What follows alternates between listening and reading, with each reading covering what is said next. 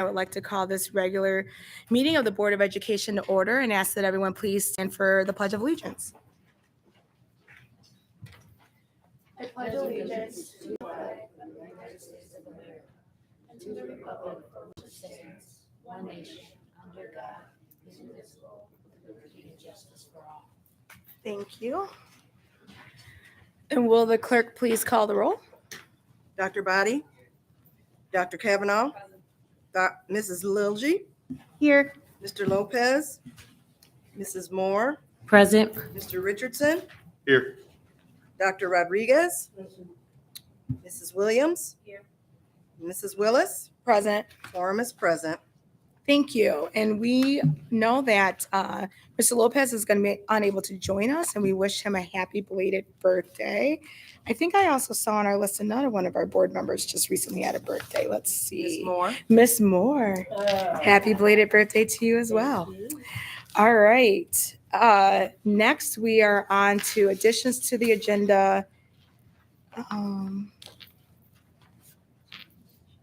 Of which we have none.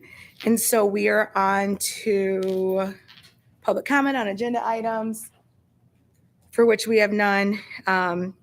So now we're on to presentations, which I see Dr. Sue Wheeler here. Good evening, everyone. It certainly gives my great pleasure to bring on Dr. Sue Wheeler to give us the monthly COVID report and to talk about how we are moving forward in health and wellness for the district. Thank you so much. Take it away. Good evening. Happy New Year. I think you're allowed to still say Happy New Year on the 12th of January, right? That seems like that's okay. Well, it's hard to believe that we're entering 2023 and we're still talking about COVID-19, but here we are. So I just wanted to update you on where we were with staff and students, what our COVID cases looked like. In December, we saw a rise in COVID cases among staff with 45 new cases. Beekman, Dwight Rich, and Everett led the way, accounting for 20 of the 45 cases. There was also a rise in student cases with 66 new cases in December. Student cases were more evenly distributed across schools, with Beekman and Sexton at the top reporting 8 and 9 cases respectively.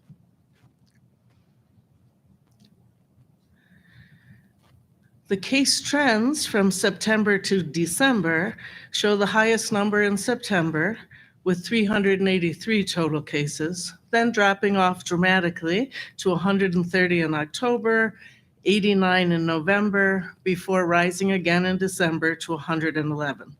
Also keep in mind that December data is largely based on only 3 weeks because we were off for 1 week and there were 0 cases reported that week. It's unlikely there were 0 cases, but they were not reported as students and staff were on break. This data is very consistent with state and local trends. Both Ingham and Eaton County rose once again to the medium risk level after sitting in a low risk level for several weeks. In COVID science, a new variant was identified, a subvariant of the Omicron variant that's been noted to be the most transmissible variant to date. Not the most intense, but the most transmissible. 73% of new cases in the Northeast have been linked to the new variant, while only 7% of new cases in the Midwest have been linked to the new variant. I don't want to burst any bubbles, but historically for the last couple of years, what's happened is what starts on the East Coast comes to us. So we would anticipate over the next few weeks that we will see our numbers approach those as well. Last month, we talked about the triple threat impact of COVID, influenza, and RSV. Throughout December, influenza was by far the most prevalent respiratory illness reported, with RSV and COVID least reported. Influenza is still very high, but declining. COVID is on a downward trend over the last couple of weeks. Unfortunately, in Michigan, the death rate has risen over the past few weeks. If one thing is consistent, it's the inconsistency of COVID. Just when you think you will be able to predict, we learn we cannot. But currently, the cases are falling, and that's good news. The focus of the COVID coordination team continues to be monitoring, mitigation, and recovery. The COVID exposure protocol is still in place and strictly followed. The COVID dashboard is active on the district website. If you're interested in the weekly numbers or families would like to see them, it's available on the website. Our mitigation strategies continue. And largely, the COVID team believes that our success in reducing COVID cases within the schools has been our mitigation strategy. You may have noticed in the news that some districts have returned to masks in Wayne County, in Ann Arbor, because of the bump in December of seeing the cases rise. We are not in that boat. We have kept our mitigation strategies in place, and at this point, it still seems to be that cases are most often brought to school, not from school. We are continuing to review our air quality across the district, and we're exploring best practice options to provide optimal air quality across the district. As you may remember from last month, the CDC has been quite vocal about air quality being one of the top predictors of transmission of not only COVID, but other respiratory illnesses as well. Our recovery practices are ongoing. Mitigation, if we would call it the new normal, people are used to it and are implementing the mitigation strategies. We're also providing staff and student support with mental health services, tangible goods. Beginning at the beginning of February, we will have our intentional resource program for our Black, Indigenous, and people of color students and families up and running. Thank you for inviting me to report this evening. If anyone has any questions, I'll be happy to share. Ms. Moore? Sure. Could you share about the intentional program you just mentioned for Black, Indigenous? That was my first time hearing about that. Oh, yeah. And what is it again? Yes, it's, we refer to it as the BIPOC population. Yes. And we received a grant through Ingham County that will allow us to purchase targeted environmental, personal care, personal needs resources to distribute to our BIPOC students and families. So we have a group that is right now looking at what are the best things to provide. We're partnering with our FORT program, so we don't duplicate resource, but we work in conjunction with them. I look forward to hearing more about that program. Great. Yeah. Madam President, I have a question too. Absolutely, Mr. Richardson. When they're studying the air quality, is it flow or like temperature or filtration? All of those? All of those things. Okay. And what we're looking at is how to make the air quality, not only temperature, but what is the least likely to transmit respiratory illness. We want to filter air. Many of our schools have new HVAC systems that provide that, but we're also looking at in-room. We already have across the district the portable units throughout rooms. So we're wanting to monitor that and see, is this the most efficient, the best thing that we can do to keep the air quality high? Ms. Logie? This might be a little bit of a tangent, but was there a vaccination health event held today? Yes, thank you so much for Could you saying tell that. us I meant about to it? say at the Yeah. top and I did not. And actually, that's why I came in a little hurried here before the meeting began. We had at the Halleck Center from 2:30 to 5:30, which was extending, it's still going now, an event for immunizations, both COVID vaccine and then the routine childhood vaccines. And we have had a really tremendous showing. We were, I think, around 60 students that had been vaccinated. before I left. Yeah. So thank you for mentioning that. Any other questions for Dr. Wheeler? All right, see none. Thank you. Of Thank you so much. course. Now we're on to our report from Superintendent, Mr. Schuldiner. Thank you so much. It's nice to see President. It's good to see you. And certainly, of course, thank you, Sue, for that. One of the many, many things that I am proud of with the work that we've done since becoming superintendent is really making sure that the community at least has as much information as possible about health and welfare. And certainly through the COVID team, through Sue's leadership has been really terrific. And also Cordelia Black and the entire Office of School Culture and the nurses, all of the nurses have really kept us super, super safe, as well as our medical assistants. And a big shout out, of course, to Dr. Body being our medical doctor on board here and always being super thoughtful and helpful with that. It's not over, of course, but the idea that we can continue to be vigilant and use our mitigation strategies is why we feel we're in a good position right now. And that's thanks to everybody. So, Happy New Year. I think you absolutely can say that. It's our first meeting back for the new year, which is incredible. We have 2 new wonderful board members. I'm so thrilled to have both of you. Thank you so much for being at this horseshoe.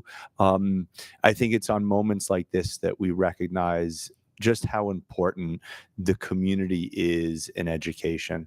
To have people who are willing to put their name, their life, their time to be not remunerated. Like a couple of dollars for gas money. The idea that you're willing to do this is really wonderful. It means not only, and what does it matter that it means something to me, but it means something so much to the community and to the families of Lansing. So thank you to both of you for your service. It's wonderful. And I look forward to working together with you. But there's something also, I think, even bigger that it makes me think about, and that's the idea of democracy in general. I know for those of you that have had to listen to me every month or week, sometimes I'll pontificate a little bit and get into some deeper thoughts here, but I think we should all just be proud as a community that we're able to do this, where we're able to have people have a vote and have a say and go to a polling booth, usually in this room, actually, to be able to voice the opinions of the community so that they can come out and then represent all of us. I, too, now am a voter in Lansing, which is wonderful. And, living in the baseball stadium, it's fun to vote at Don Johnson. I get to walk into a gym that I know very well and then vote. But really, the idea that we as a community can do this is incredibly powerful. And then I also just want to say thank you to everybody in the community for bearing with us. We made some pretty big announcements at the end of last calendar year. The idea that we're going to merge 6 schools into 3, the fact that we're going to be working more with K-8, the fact that we're going to be doing more things that we collectively think are going to be great for kids. But the fact that the way that it was done was first talking to the principals, then talking to the teachers, then talking to the parents, then going to the press, really making sure that we have the community as their voice first and not trying to make decisions kind of willy-nilly, but also with an actual vision.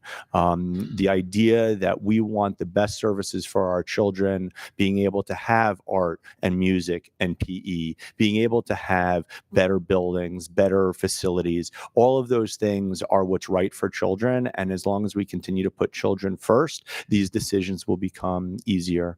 And so I just really want to thank the community for their willingness to engage with us, to come to those meetings, to talk to us, but also the understanding that so many people have shown. I can't tell you the number of emails I've gotten over the break about kind of the excitement of being able to take all three of your children to the same school, the excitement of the older brother being able to go to school with the younger sister and helping them and nurture them and support them. There's been a lot of really wonderful positive outgrowths from these decisions. But the other thing, and this is the last thing I'll talk about, is we always have to think about our community first as well. Historically, when school districts have less kids, they shut schools down. That's what they do. But if you go through some cities, you'll see numerous schools just laying empty. And with the decision that we made collectively in December, the two buildings that we're not going to have full schools in, we are now going to be partnering one full building for the Promise, which is extraordinarily exciting, and another building for Head Start. So here we are as a community saying, we care about you, we want to support you, but let's do it in a little bit of a different way. How much more powerful is it to have, instead of an empty building that we still have to cut the grass of and, can lay derelict, that in fact could be a early childhood center that we're working with collectively with Head Start, or be it something like working with the Promise, where they're going to bring in nonprofits to support the community. So there's going to be a lot of decisions that we have to make moving ahead. But when we always focus on putting the child first, the community first, the families first, we really think we're going there. So with that, I don't want to belabor the point. There's actually some exciting conversation that's going to happen that's on the agenda today that I'll get to pontificate on a little bit more, but really just to say Happy New Year. Thank you for all your great support. And then, of course, I've give you my word. My word is bond. Until we fix transportation, I am going to do this. Currently, we have 2,897 families using gas cards. There are about 30 families on the wait list because they've now asked for it after break, which is great. And we have 619 students using CATA, with another 11 just asking for it now. And then for the school bus, we have 3,237 routed, and we now have about a wait list of 159 of new students that are asking for it. But again, please rest assured that anybody on the wait list has the ability to have a gas card or a CATA card, and really being able to see the community understand, and us being creative around getting folks transportation is better. And certainly the hope is with K-8s and having more students in the same school with the same families, it will help reduce our issues with transportation as well. So with that, as we usually have, is a did you know, but for the first time in months, we're actually going to have the ET folks actually give you a did you know. No video, but it's a good thing that the ET get to share, because what you'll hear is just they've been doing a lot of really wonderful work that maybe we haven't sung the praises of. And I personally just want to thank ET for all their incredible work. And, we meet so often. Sometimes we just are focused on the work, and I don't get to say thank you. So your work has been tremendous this year, and I look forward to many years in the future. So I don't know, we can start with Dr. Hartley and move down, or do we want to start with Sergio? Okay, we'll end with Sergio. So Adam, take it away. Okay, they gave me the mic. I guess I'm still the new guy. I'm getting hazed. I want an official complaint here. I have two, one from the Learning Hub, one from Capital Area Online. So I'll start with the Learning Hub. Did you know we have a wall of fame? So when a student completes a course, their name goes up, and the course that they've completed is on the wall of fame. And as we end the first semester, we have two students that have actually completed a year's worth of credits in one semester. So the courses listed under their name takes a lot of space on that wall. So thought that was worth pointing out. Also from Capital Area, did you know that Mrs. McDermott, our secondary science teacher, won the Samsung Solve for Tomorrow STEM competition, which is a $2,500 prize, and Mrs. McDermott and Mrs. Lee, the principal, will be working together on how to spend that money with our secondary students in the area of STEM. Good evening. Because we're not doing a video tonight, I'll talk about a little different subject than you normally get to see our media work. I'll talk about another area of our department, which is the print shop. So did you know the district has a full service print shop located at the Hill Center? We can print banners, business cards, programs, brochures, flyers, and a lot more. This year, we launched a new web portal where all the staff can sign in and they can go right in online. And in the past, there'd be a lot of emails and that sort of thing to get pricing and follow the progress through this web portal, kind of like going to Kinko's or something like that. They can see the price right away so that it helps with their billing. But they also can see the progress along where the job is in the progress. So it's been an automated system that has really come a long way in the last few years. So we're excited that we can do this all from internal. So in the communications department, anything from designing any of these products all the way through printing for our staff. Good evening. Did you know that the district has been working diligently to design the new Mount Hope building in collaboration with staff, students, parents, and our architects C2AE and Stantec? It's exciting to see the new design and modern environment that our students will be able to experience once this building is here in the very near future. We look forward to sharing these designs with our community as soon as they are finalized. And I would like to thank again the Lansing community for all of your support for the 2022 bond.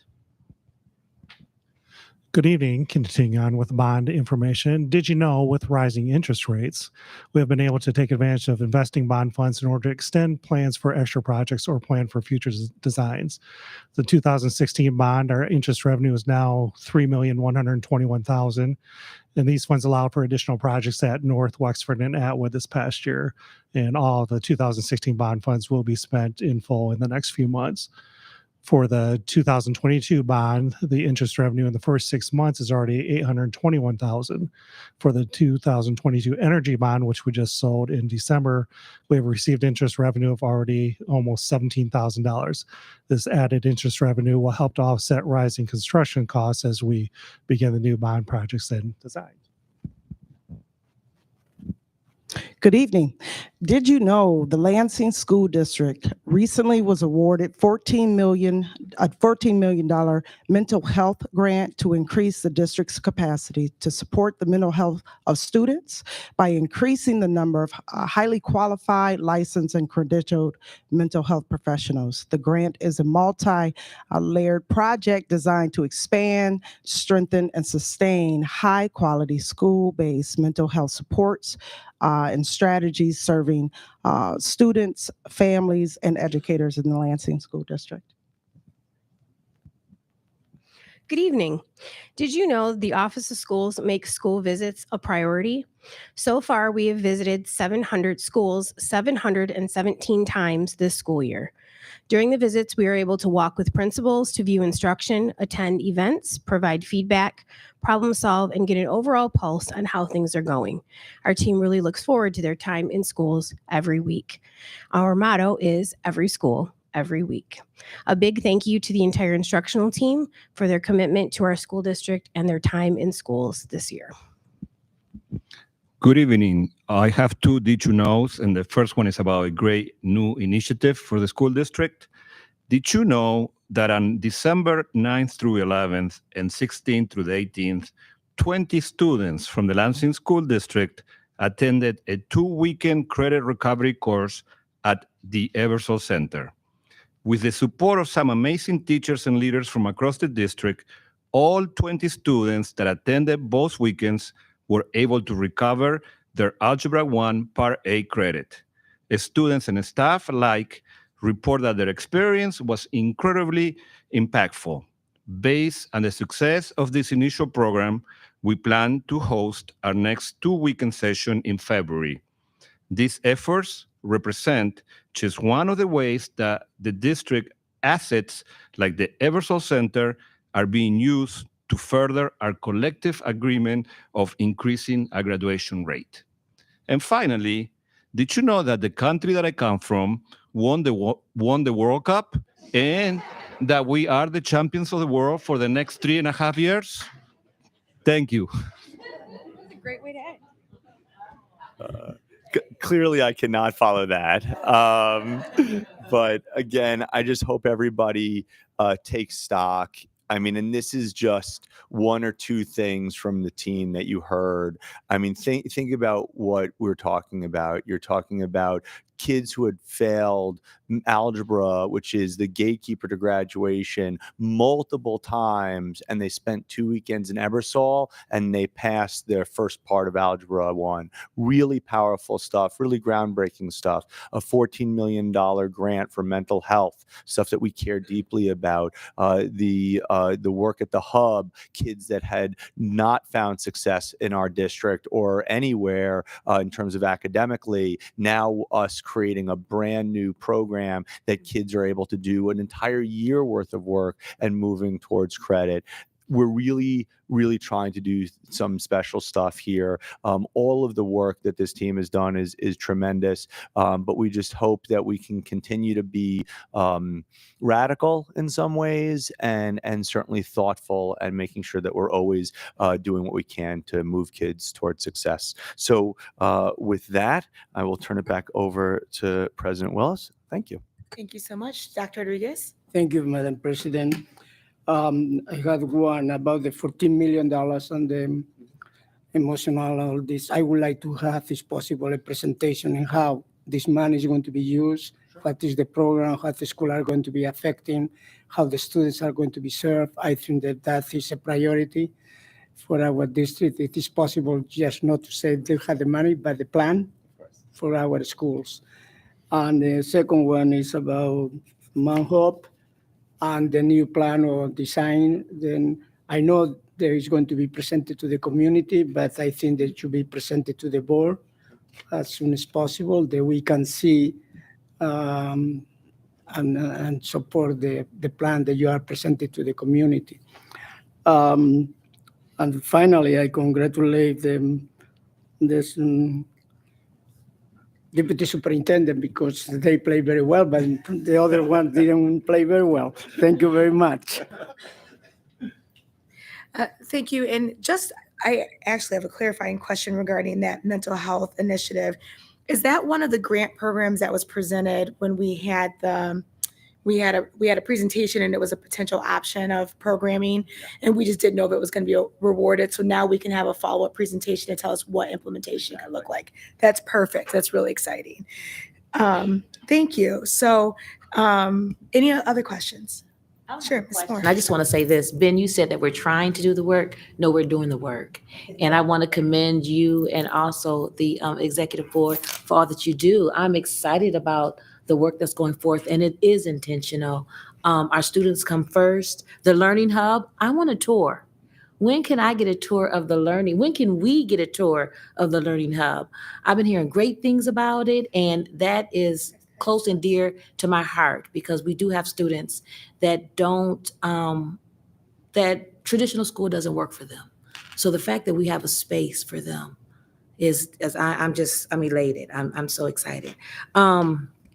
Mount Hope building collaboration with the community. I love that. I look forward to that presentation as well. How far are we? That's the question. How far are we when it comes to that? Like we're gathering all this information. Now what? Yeah, so we're actually quite a bit further than just gathering information. So we've had quite a bit of input. We're now kind of in the final stages of interior design of the school. So when we come to be able to present it to you, you're kind of going to be able to see what the outside looks like, traffic flow, parking lots, playground spaces, classroom spaces, all of the different educational pieces we're kind of building into the new school. And the community has input in all of this. Yep. So we've done, it's been over months. We've done several different things. We showed up, we've done surveys. We did an event at Field Day at Mount Hope. So we had parents and student involvement at that point in time. Then we have a larger expanded group on that committee that involves teachers and parents that come in and provide input. So kind of each stage we'll present something a little bit new or some tweaks or some different things. They provide input. We take that into consideration. We've also had Ariel Rodriguez Pena, who is the supervisor over our middle years program, so has a lot of experience with the grade levels that Mount Hope will be, has been involved.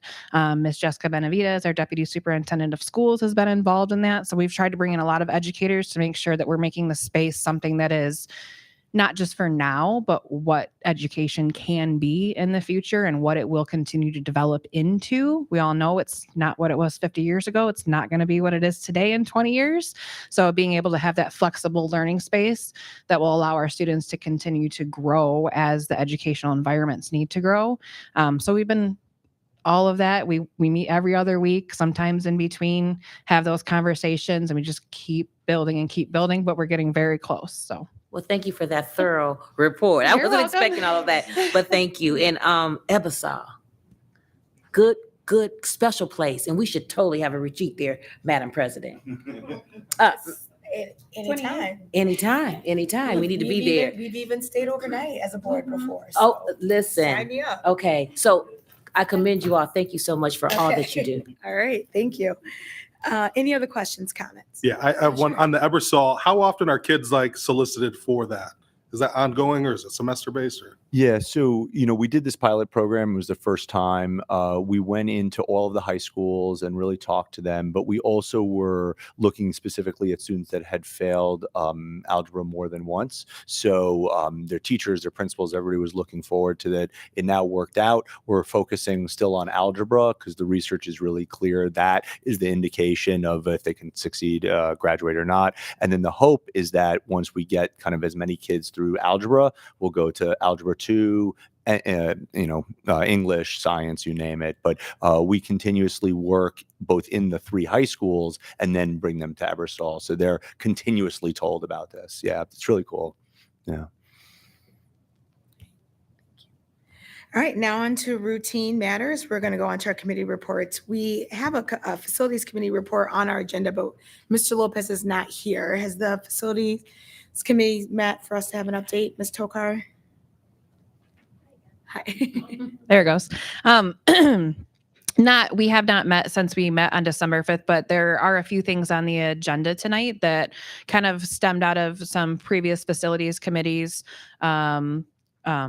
meetings that we've had together. And a lot of that is around solar and responding to BWL.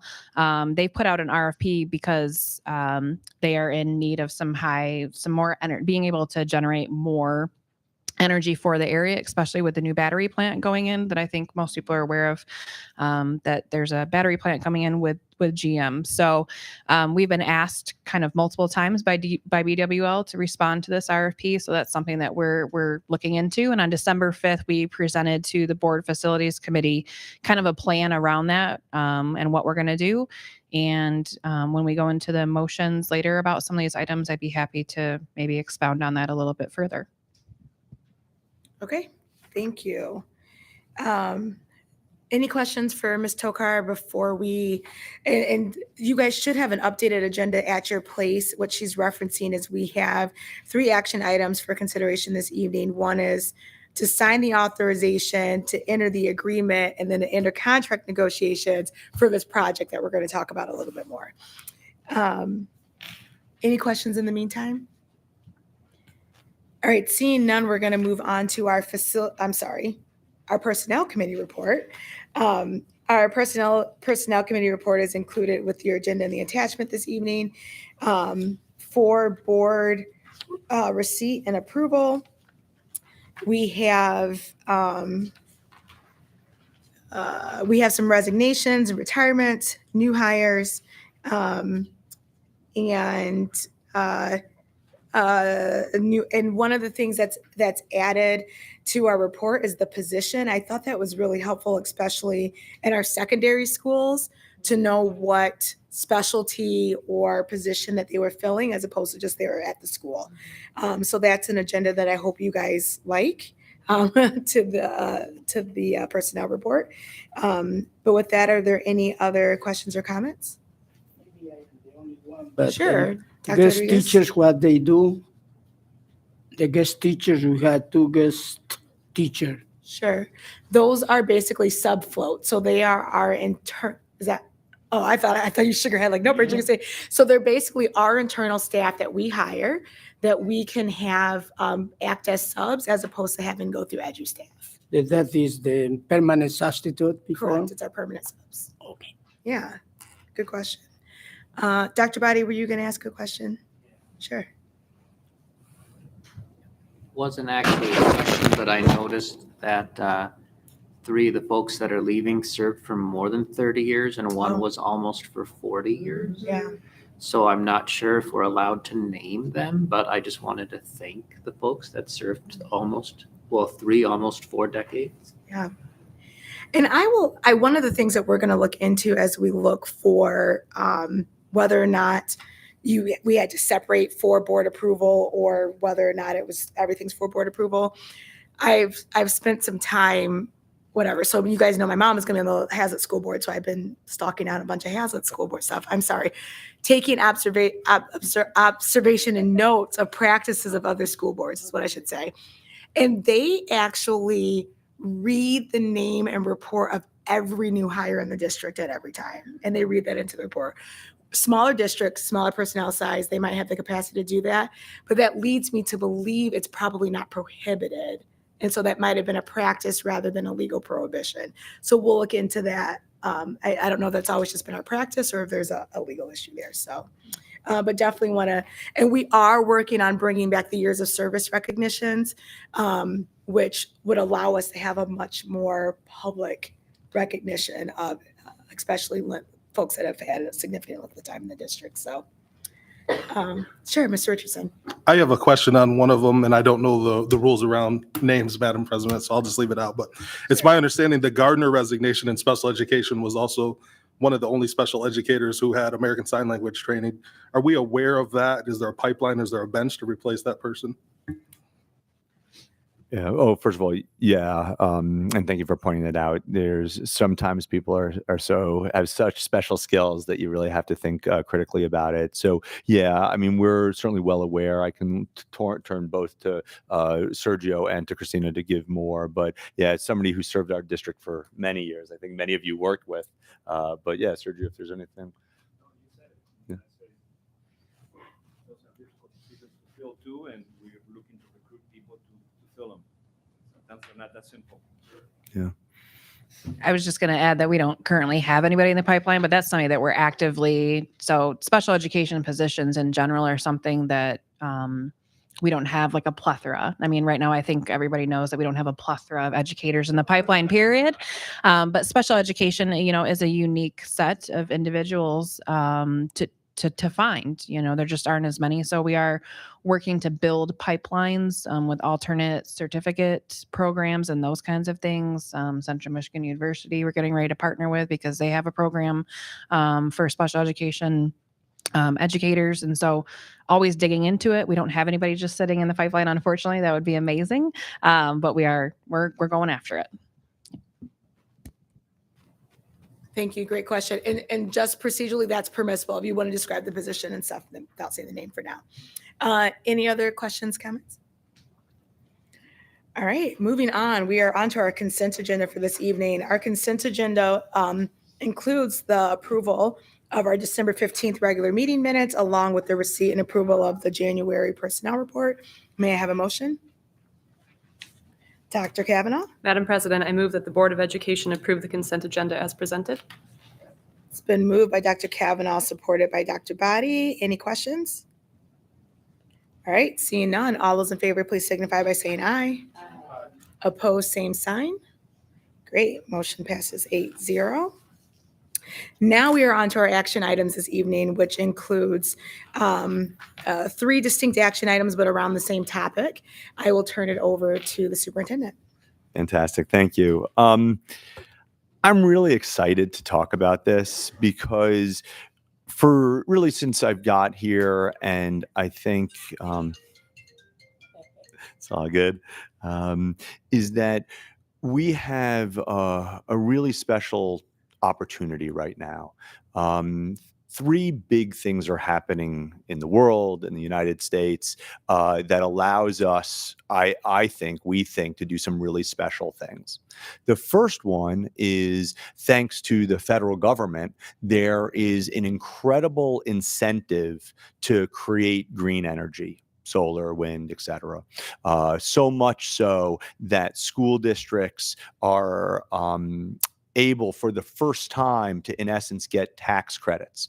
I apologize, it's going to be a little boring here, but for years, what would happen is tax credits were existed, but only for basically for-profit entities. And so what would end up happening was school districts, nonprofits, whatever, they would kind of partner with these agencies, these entities to get those tax credits. But now a school district is actually eligible to do that, kind of levels the playing field, which is pretty awesome. And so it allows for the financing, the money behind creating solar to actually work out, right? Yes. Would I like solar? Sure. Is it better for the environment? Sure. But we're not going to do that and bankrupt the district, right? We would never want to do that. So there's now, because of something called IRA, the federal law that's bringing all these tax credits, the school district has an opportunity to really do something special. So that's part one. Part two, BWL, our wonderful local energy and water company, is in need of power. And what they want is to create more green energy. And they have put together an RFP saying, hey, anybody out there, would you like to create energy for us? Sounds reasonable, good idea, right? And they put out an RFP for about 435 megawatts of power. It's a lot of power. And the reason why they want to do this is, A, for those of you who certainly are from Lansing, they are bringing out their coal-fired plant. They're shutting those down. So that's some energy that's kind of taken off the grid. And they also, of course, want to be more green. So they're looking for new energy. They also need, and Christina sort of alluded to this, they need more energy because we're bringing in a $2.5 billion battery plant at GM. There's also a lot more businesses coming in. There's some bigger factories that are coming in. And so BWL kind of needs this power. They want the power and they want to kind of go green, or at least move towards a green future. So they've done this RFP, actually putting it out there and saying, hey, is there anybody out there that wants to help us?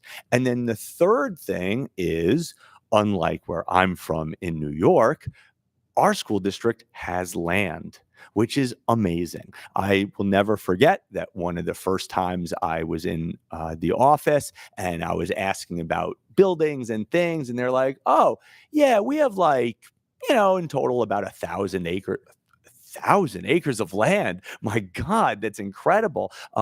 We have land that is just, grassland. We have land, we have huge fields in some of our schools that actually are somewhat not a great thing for security reasons, because when you have 20 acres behind a school that abuts a park or even a forest, you really don't necessarily have the greatest protection there. So we have these three things at the same time: incredible tax incentives to build solar, a public utility that wants new energy, and a school district that actually owns land and has the ability to create solar power with ourselves. And that is extraordinary. It really is. And we believe that this is going to put us in a position that we never thought possible, which is, one, trying to get to net zero, meaning that we could create all of the power we would need to power the school district, which is incredible. Two, make more power than we need and actually sell it back to make money for the school district and our children. And three, be good shepherds to the community and the environment and actually stop using, oil and fuel and stuff like that. So what we're going to go through today is really just, me, well, many of you, you guys know me. Everybody listening doesn't necessarily. We always want to do things above board. We always want to do things as open and as honest as possible. And so what we're doing today is really just asking the board to give me, as the superintendent, authorization to start having these conversations, right? We're not agreeing with anything with BWL. What we're doing is they had an RFP. We want to respond to it. And so we're ready to respond. Kind of the last idea is basically saying, hey, do you mind if we are responding to Board and Water and Light with these partners? And what's been really cool is we're not a solar company, clearly, but we actually did our own RFP, which we talked about previously in board facilities, where we brought in people who really want to partner with the schools to allow us to now go after this RFP. What I certainly can promise the board is this is only the first step. Really, this is authorizing us to put in the RFP, to have these partnerships so that when we go into the RFP, the hope is, hopefully BWL, you're listening, is that you choose us as one of the many, many, many people. Again, to put this in perspective, they're asking for 435 megawatts of power. We're not going to provide 435. We're going to try to provide 20, 30, right? A little bit here, a little bit there.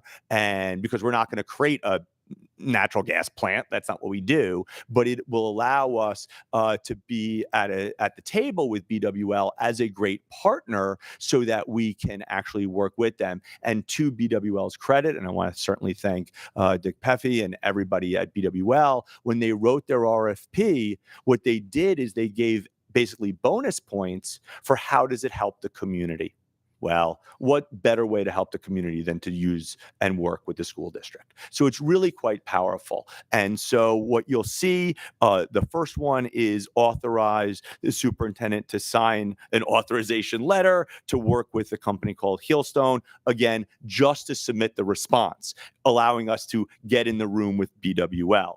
Number two is that you would authorize the superintendent to sign the option agreement to lease with them, again, pursuant to the response. This is basically saying, if BWL says so, can we start talking about leasing land to an organization? So rather than what this district has done before is sell land, sometimes even just sell it for $1, here we're actually talking about being able to lease some land for a lot more than that. But again, it's going to be up to what BWL says. And then, of course, we'll bring everything back to you. It's not like you're not authorizing me to do any of that. It's just to kind of get in the room, which is really powerful. And then the third one is to work with the organization Green Link Education Professional Services to start to work with them on helping us negotiate and work with these contracts. So I have to tell you, when I became superintendent, I know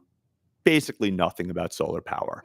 In the last 16 months, we have learned, Christina and the team, we've learned more about this than ever. But it is, if we pull this off, this will be a game changer for not just the district, but the entire city. I mean, imagine having a school district not creating or not using energy outside of what it makes. And again, we always want to be above board. We always want to bring this to board. Do we really need to do this? Probably not, right? The superintendent has the authority to do this kind of stuff, but we want to be so transparent to the public and to the board and to allow you to ask as many questions as you can so that you can feel proud of what we're going to do. And then once we submit it to BWL, hopefully our phone will ring and then we will go into the meetings and we'll start having those conversations. So Christina, is there anything else you want to say to that? You covered it very thoroughly. There you go. So, I mean, I turn it back over to the board in terms of reading it, and then we can go through it. Sure thing. Dr. Rodriguez? Thank you very much, Mr. Superintendent, for the presentation. Since these panels and these batteries are going to be close to the students and the neighborhood, these panels or these batteries produce radiation? So, I mean, we have been assured by everybody that these are the same things that are on the roofs of people's homes, that are literally downtown, that these are super safe. We're, happy to give whatever medical or science. I mean, I don't know, not that I want to put you on the spot, Dr. Body, but, these are the panels that are in homes, on hospitals. So yeah, this is as safe as it can get. I just wanted to add in too that we do have a couple of local school districts around us that already have solar panels. East Lansing being one of them. They have them both in like on property near the schools and also in covered parking spots. And St. John's Public Schools also has the solar array areas near their schools as well. Well, I believe everything, but I think that our community, our parents need to be certain that these are not going to put the radiation. And I think that is very, very important. It's nothing right now. The only thing I'm giving you permission to. But in the meantime, I don't want, in the end, somebody come over here and oppose because Absolutely. that is a preventive measure that I want everybody to know. The radiation is something that we have to have in mind. Thank you very much. Absolutely. Thank you. Mr. Richardson? Thank you. I have a lot of the budget memorized, believe it or not. I don't know the power number. Do you roughly know if this is a home run and it hits and you're net zero, what is that saving the district? So right now it's about $2.4 million, but during the last 6 months, the natural gas prices have gone quite up. So we think it could get us anywhere to 3 million. Now, of course, if things go down, it would be saving us 2.4 million. But really, it's not just the money, but I like the money. It's very great. But it's also the idea is that whatever crazy blip might happen in a year or 2 years is that when we budget, and John can certainly talk about this, we budget blind based on not knowing what the price of the gas is or whatever. So it's good. But John, it's about $2.4 million, right? Yeah. So that would, so like today, if we went zero, we would save $2.4 million, which is great. Dr. Body? Well, in all seriousness, I just wanted to say that if the BWL wants to put solar panels on my roof as part of this project, I would be happy to oblige. Nice. You know, we have to submit land things to BWL. We can add this little speck of the roof for Dr. Body. I'll talk to Mr. Peffy, right? Ms. Williams? In doing all of this, and I guess I always think from a parent's perspective and from a student's perspective, what opportunities will this create for our students position-wise, training? I mean, you know, what are we looking at? What a great question. So 2 cool things are going to happen. One is as part of that 30% bonus points of like why to partner with the school district is that part of our presentation to BWL is to have education programming about green energy, about saving energy. And so the kids at the schools that would have the panels will actually have education programming all about that. The second thing, and we already have a partnership with BWL, with the lineman program, the line person program, it's called like Star, but we already have a hiring program with them. And what we've been talking to them about is if we can really create this partnership, this could lead to jobs and job creation for our high school kids. Typically with BWL, they've always asked our students to be 18, so it's got to be the high school kids. But we're going to start with the education part first, where they're going to learn about being healthy and green energy and stuff like that. And then job creation moving forward. So I love the question because all of the decisions we should make as a district is not just like, oh, you know, it's good, it's made money, it's what can we do with the kids too. So both are going to happen, we hope. Yeah. I really appreciate that. I have a question, and please don't answer this question if it's going to jeopardize the validity of the bid, if they're going to do sealed bids, and if this would give it away. But we have land as the asset. Is there a potential cost, initial cost, that's part of this that the district would have to?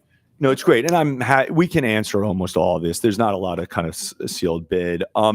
It depends. Okay. So one of the things about the conversation with BWL is we're having options on how we use the land. So for instance, we could own the land where we have to pay to build the solar and then BWL would be paying us, or we just build it and then everything we create, we use. So we're saving all that money, but there's initial outlay.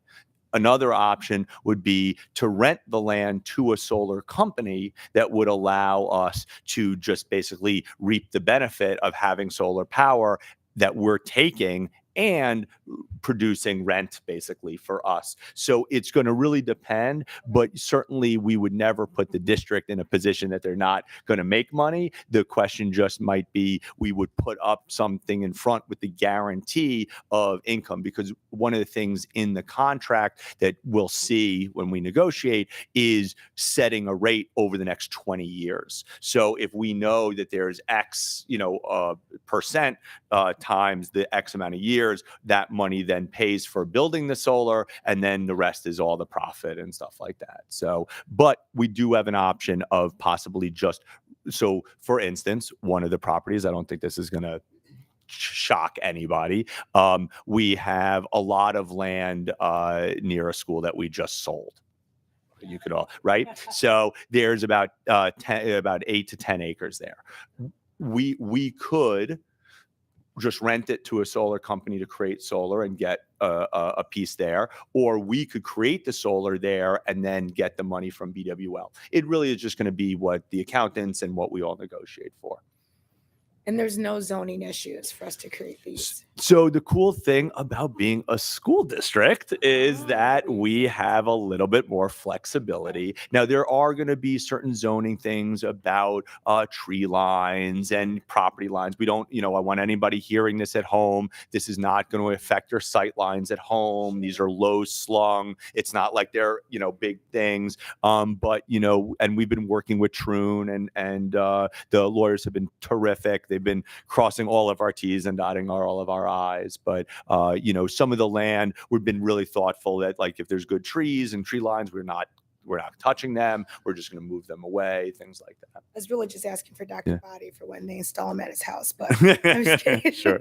Final question. So what we have this morning, this afternoon, is to authorize you to enter into the agreement to start figuring out the contractor that's going to work with us as part of the bid. So it's to authorize us to work with these contractors so that they can submit to BWL. Correct.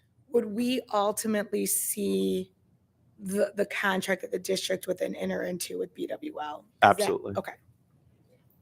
Ms. Moore? Yes. We will be entering into a contract with, who is Hillstone? Sure. Let me just back that up. No, that's great. So, Yeah. so Hillstone is a company that's going to help us create the actual solar power on some of the property. Then the Hillstone, so that's why we need to make sure that you allow us to work with them. And then you also need to work with us with Greenlink, who's the one that's submitting part of the BWL RFP. They're the kind of think tank that understands this stuff. They have taught us a lot. So, and what's great again is this is just about submitting to the RFP. If they call us in for an interview, then we'll have those conversations. And then depending on what they say, we'll come either open or we would go into a closed session, depending on what Troon wants us to do. Sure. Any additional questions, comments from the board? I would make a recommendation if there's not a concern that someone would motion that we approve action items A, B, and C as presented. All right, it's been moved by Dr. Body, supported by Ms. Logie. Are there any questions about what's been presented to us this evening? All right, seeing none, I'm going to ask all those in favor signify by saying aye. Aye. Opposed, same sign. Great, these motions pass 8-0. We are now on to new business discussion items, of which we have none, which moves us on to public comment. I would like to invite Ms. Quinny Davis to the podium. Ms. Quinny Davis, you have 3 minutes to address the board. The board does not typically respond to public comment, but certainly if there's anything that requires follow-up, we'll ask district personnel. I'm sorry, right there for you. Thank you. Sure. Time starts whenever you're ready. Hi, my name is Dakia Quinny Davis, and I have a son that attends Sexton High School. First and foremost, I know you guys can't say names, but I'm going to say a name. Sheila Nash over at Sexton deserves a raise, and I don't care who needs to put in the motion, whatever, but she needs a raise for this. My son came from Lansing Catholic during COVID. And we all know COVID did not do our children well when we had to suddenly start teaching online. He came from Lansing Catholic and he came with an IEP. Nobody knew what to do during COVID, how to address anything. So, the first part of that, we were all learning in our kitchen. I get that. The IEP when he came from Lansing Catholic was never addressed. Then what happened was we went through that whole thing, and then I started at K through 12 online. I'm going to say this is my opinion, but K through 12 online is a major joke, and I'm sorry. There was never one grade recorded for Kyan the whole time that he was at K through 12. He had his computer from Sexton when he started off the first part of the year. We signed up for K through 12. We got in line. We could not get out. We couldn't talk to anybody. We sat in a line for 4 hours in our car to get a new device, to get up to the front of the line. And they say, well, you have a device, you're fine. You can just use what you have after 4 hours of sitting in the car. I'm trusting everybody that is sitting up there. I'm just a parent.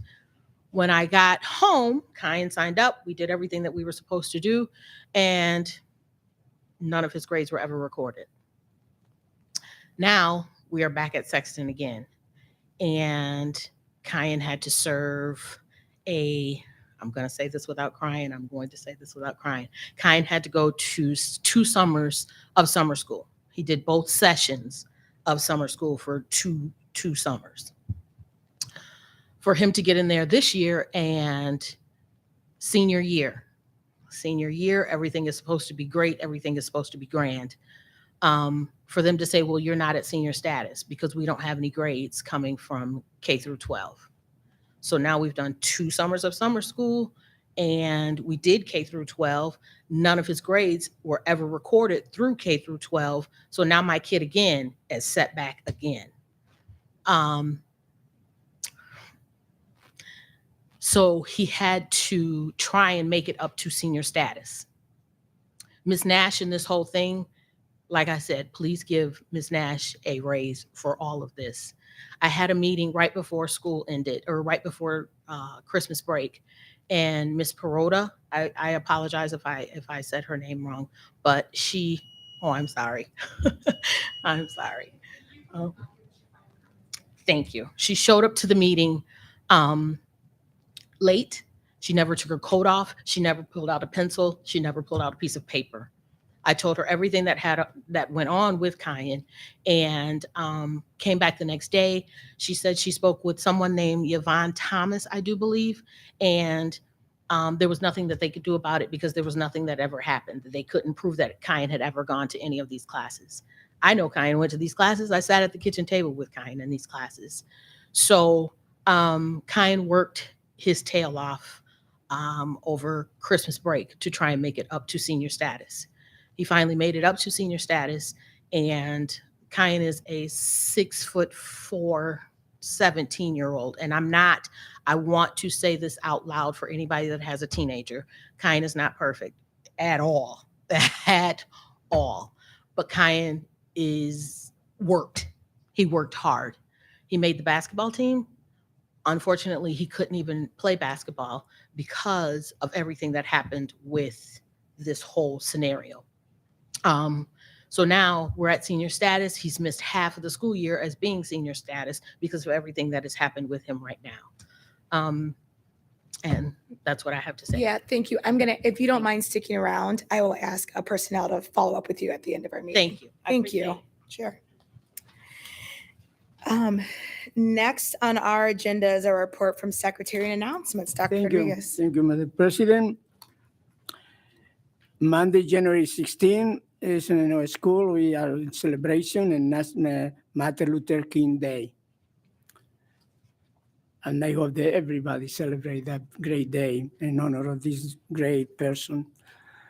Wednesday, January 18, Thursday, January 19, hot day, high school only. That's the days of the exams. Friday, January 20th, hot day, all grades, planning and records day.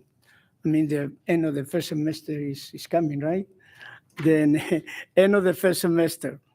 Wednesday, January 25th, 2023, pick up Parent Community Advisory Council meeting, Summer Place Townhomes, 4901 South Waverly Road. Is free.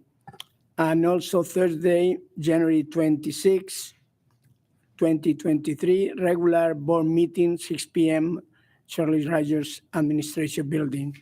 Thank you very much. That is the end of the information. Thank you. Now we're on to board comments. And so I'm going to take a point of privilege this evening to take a moment to recognize Miss Lynette Hester, who will be departing as our board secretary to enjoy some blissful and well-earned retirement. And so we do have some flowers to present to you on behalf of the board and administration.